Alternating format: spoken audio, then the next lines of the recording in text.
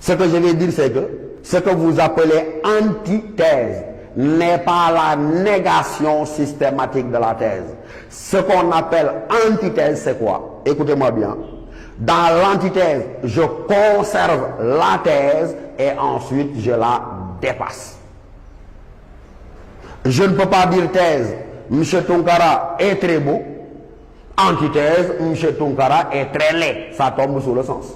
Donc, quand j'ai dit, on conserve ce qu'on avait dit et on le dépasse, après avoir dit thèse, M. Tounkara est très beau, antithèse, vous dites, même s'il est très beau, il aurait pu être plus beau s'il était tel, s'il était tel. Vous avez conservé qu'il était toujours très beau, mais que vous l'avez dépassé. Ce qui est rigoureusement inadmissible, c'est ce que j'ai dit, que vous puissiez dire dans la deuxième partie ou la tête adverse que M. Tounkara, après avoir dit qu'il est très beau, que M. Tounkara est très laid. Et donc, cela vous permet d'être fidèle un peu à la perspective du sujet. C'est vrai que le sujet est un champ ouvert, je suis d'accord. Et surtout les sujets que vous avez au bac. Il est absolument rare, pour ne pas dire que ça ne s'est presque jamais produit, que le sujet vous enferme dans les limites d'une seule leçon. C'est pourquoi la consigne que je vous donne, ne partez jamais du cahier de cours vers le sujet, mais partez toujours du sujet vers le cahier de cours et vous voyez vous-même la différence. Celui qui part du cahier de cours vers le sujet, c'est celui qui se dit lan mo génn. Lan mo génn, ça veut dire mais à quoi ou à quelle leçon se rapporte le sujet. C'est la meilleure manière de faire hors sujet, de passer à côté de ce qu'on vous demande. Parce que généralement, le sujet qu'on vous donne au bac est un sujet de synthèse qui peut nécessiter que les arguments j'aille les chercher de qu'est-ce que la philosophie jusqu'à l'esthétique. C'est pourquoi j'ai dit, on ne part pas du cahier de cours vers le sujet, mais on part du sujet, de sa lecture, de sa compréhension, pour aller chercher les moyens de l'argumenter dans le cahier de cours. Et cela permet non seulement de ne pas faire hors sujet, mais cela permet de délimiter le champ à l'intérieur duquel peut s'inscrire notre argumentation. Dans le développement pour ce sujet que nous avons, vous insistez, mais sans réciter le cahier de cours de façon mécanique, sur tout ce que vous savez, sur l'opposition entre le philosophe et celui qu'on appelle tout le monde, le vulgaire, l'homme du sens commun, et cette opposition-là, elle est délimitée dans ces termes par le sujet. On ne vous demande pas de réciter tout ce qu'on vous a dit sur les rapports entre le philosophe et le sens commun, mais vous l'articulez au concept du sujet. L'opposition, c'est ici à ce niveau-là.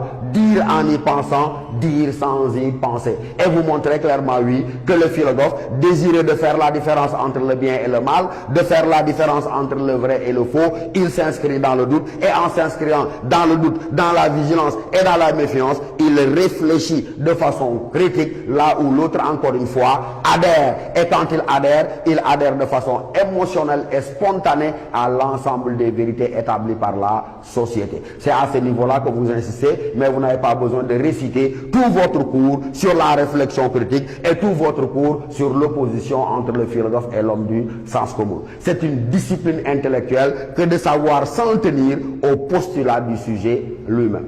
Et dans la deuxième partie, c'est là où maintenant on attend de l'élève sa capacité à réfléchir de façon critique. Parce que quel est le but de la philosophie? On vous l'a dit, à travers les différents systèmes et à travers la contradiction habituelle à laquelle ils sont confrontés, mais vous vous rendrez compte que simplement la finalité est de faire naître en vous cette capacité à réfléchir par vous-même et à réfléchir de façon critique, à prendre vos distances avec toutes les forces d'évidence, avec tous les préjugés, toutes les opinions, toutes les croyances naïves et spontanées acceptées comme telles. Donc l'attitude de l'homme du sens commun est une attitude d'adhésion, j'ai envie de dire émotionnelle et sentimentale, alors que l'attitude du philosophe, elle n'est pas exigée du sentiment, mais elle est simplement une activité de réflexion critique, parce qu'on vous l'a dit et répété, pour l'essence, la philosophie, elle est d'abord et avant tout une activité rationnelle.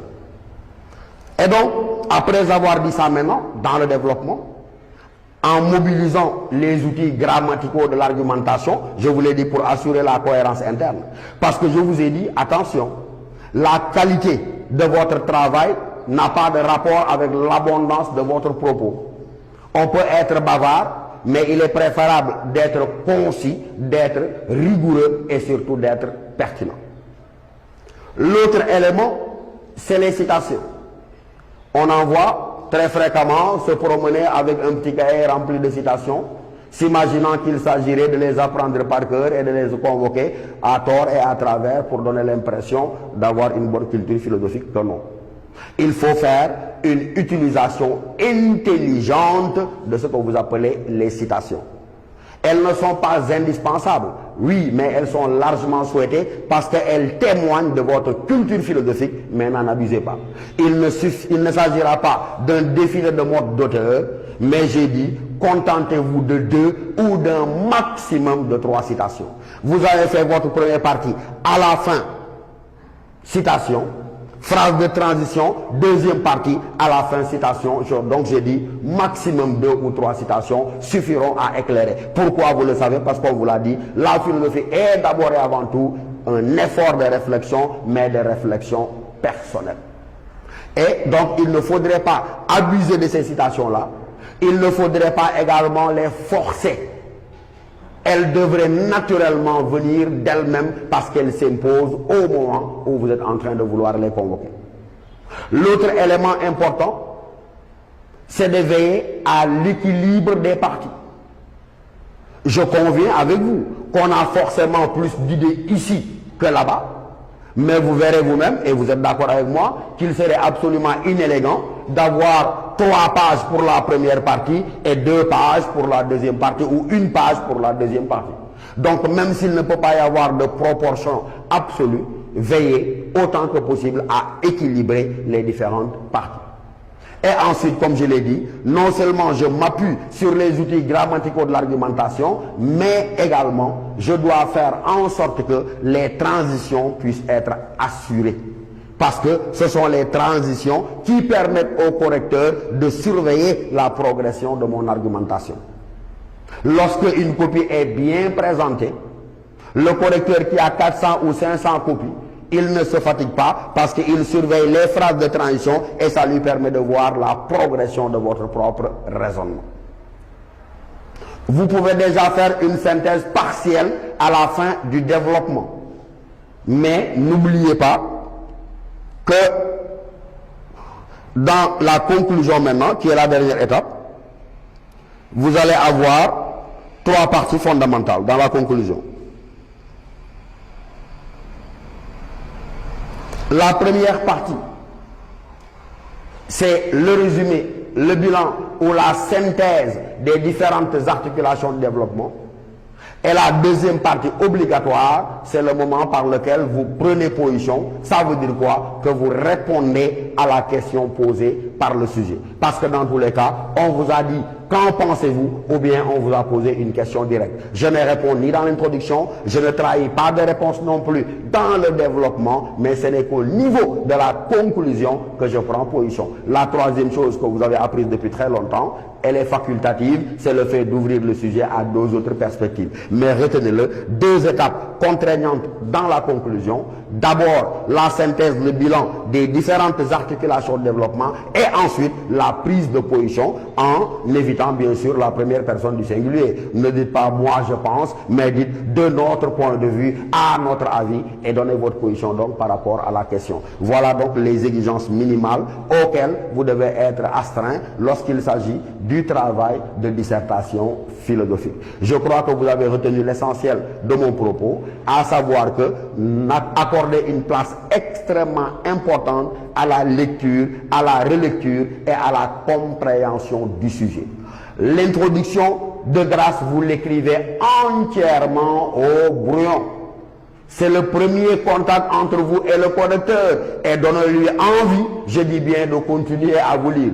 Vous savez bien ce que je dis. Quand je dis donnez-lui envie au correcteur de continuer à vous lire, ça veut dire que si vous commencez par écrire philosophie PHY et à aligner les fautes dans la première phrase, il vous lit, mais quelque part la note est déjà donnée dans son esprit. Donc ça veut dire quoi? Travaillez, retravaillez votre introduction en sorte que, encore une fois, elle donne la promesse d'un développement et d'une conclusion conséquente. C'est pourquoi donc il faut lui accorder toute l'importance. Et je vous ai dit, dans cette introduction, il y a une étape fondamentale à laquelle le correcteur attache la plus grande importance, c'est l'étape de la problématisation. Ça veut dire quoi? Il part du principe que, comme je vous l'ai dit au début de mon propos, philosopher, c'est être capable de voir la difficulté, de voir l'ombre dans ce qui paraît être évident, l'ombre dans ce qui paraît être de la lumière. Et donc c'est à partir du moment où vous aurez montré clairement le problème posé que véritablement vous vous êtes donné les moyens presque d'avoir une bonne dissertation. On pourrait multiplier les sujets. Parce que c'est cette étape-là qui est importante. Et généralement, la difficulté prend la forme peut-être d'une contradiction. Un autre sujet, déjà sorti au bas, juste pour qu'ensemble, on s'habitue à voir la difficulté et à réussir notre problème d'articulation. Le sujet dit, un acte peut-il être inhumain? Mais je n'ai pas de problème. Quand le sujet dit un acte peut-il être inhumain, mais vous vous dites tout de suite, attention, qu'est-ce qui fait problème si je vous posais la question à l'un de vous? Je crois que n'importe lequel d'entre vous mais pourrait tout de suite me dire, Michel, il y a problème. Il y a problème à demander, mais un acte peut-il être inhumain? Et où se trouve le problème? C'est évident. Il est dans la contradiction qu'il y a. Le problème, disais-je, est dans la contradiction qu'il y a entre un acte et inhumain. Parce qu'en principe, un acte posé par l'homme devrait-il être inhumain, mais un acte posé par l'homme, on devrait en dire qu'il est humain. Et donc le problème, c'est de se demander comment un acte posé par l'homme peut-il en même temps non pas être humain, mais être inhumain. Et vous voyez déjà. Travaillons toujours sur un autre sujet sorti au bas. On vous dit, toujours pour nous aider à nous familiariser avec la mise en évidence du problème, on nous dit le rationnel est-il le critère? On nous dit le rationnel est-il le critère de la vérité? C'est déjà un sujet sorti au bas.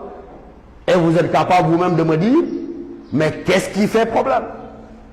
Ce qui fait problème, c'est qu'on puisse me demander si le rationnel est, je souligne volontairement, si le rationnel est le critère de la vérité. Si la question était, le rationnel est-il un critère, vous me direz que la question n'a pas besoin d'être posée. Mais donc ce qui fait problème, c'est qu'on puisse me demander si le rationnel est le, sous-entendu, le seul critère de la vérité. Pourquoi cela fait-il problème? Parce qu'on vous l'a appris. Le rationnel, dans rationnel, nous avions ratio en latin qui signifie la raison. Et donc, ce qui est rationnel, c'est ce qui est établi par la raison. Or, on vous a dit, dans le cours sur philosophie et religion, sur philosophie et mythe, sur philosophie et magie, qu'il y a des vérités autres que rationnelles. Ça veut dire quoi? Il y a des vérités qui ne sont pas de l'ordre du rationnel. Et s'il y a des vérités autres que rationnelles, comment le rationnel pourrait-il être le seul critère de la vérité? On pourra multiplier les exemples. Prenons-en un dernier. Bac 2013, peut-être, si je me souviens bien. Le sujet disait, vouloir la certitude, n'est-ce pas tuer la philosophie? Voilà ce que disait le sujet. Mes chers élèves, si on fait le même travail, dites-moi où se trouve la difficulté. Vouloir la certitude, n'est-ce pas tuer la philosophie? Qu'est-ce qui fait problème? C'est évident. C'est qu'il y a deux notions contradictoires, et ces deux notions ici, mais on vous l'a déjà dit et vous le savez, c'est la notion de certitude et c'est la notion de philosophie. On vous a tous répété à s'inquiéter ce mot de Bertrand Russell, vous vous en souvenez? La valeur de la philosophie, disait Bertrand Russell, doit surtout résider dans son caractère incertain. Et si la philosophie donc baigne dans une incertitude permanente du fait de l'impossibilité pour elle d'apporter des réponses définitives à ces questions-là, tout le monde sait donc que le jour où la philosophie se fera certitude, elle cessera d'être philosophie. Donc la difficulté, comment demander si la certitude ne tuerait pas la philosophie, si on sait que par essence et par définition, la philosophie, elle se veut incertaine parce que n'admettant jamais de réponse définitive. Et vous avez donc vu un peu, à travers ces 2, 3 ou 4 exemples, nous avons tenté de vous donner les clés de résoudre la principale étape, la plus difficile de l'introduction, ça veut dire apercevoir la difficulté et poser clairement le problème. Je répète, là vous direz, si il y a des vérités qui ne sont pas découvertes par la raison, comment le rationnel à lui seul pourrait-il être le critère de la vérité? Le sujet qui disait un acte peut-il être inhumain, vous dites la même chose. Si, comment un acte posé par l'homme releverait-il non pas de l'humain, mais de l'inhumain, etc., etc. Et quand vous serez habitué à vous répéter et à vous exercer autour de cela, vous serez parfaitement apte à apercevoir la difficulté et à vous donner les moyens d'avoir une très bonne dissertation. Parce que contrairement à beaucoup de préjugés, la dissertation n'est pas une épreuve impossible. Mais elle repose, comme je vous l'ai dit, sur une exigence de rigueur, sur une exigence de clarté dans l'exposition et sur une exigence simplement de pertinence. Mais vous le voyez, avec ces exemples-là, peut-être que dans les autres séances à venir, nous insisterons encore sur des sujets et cela nous semble assez important pour vous permettre de réussir avec succès l'épreuve de dissertation philosophique au baccalauréat avant que nous puissions passer à l'autre épreuve à laquelle vous êtes soumis, c'est l'épreuve simplement de commentaires philosophiques. Excellent.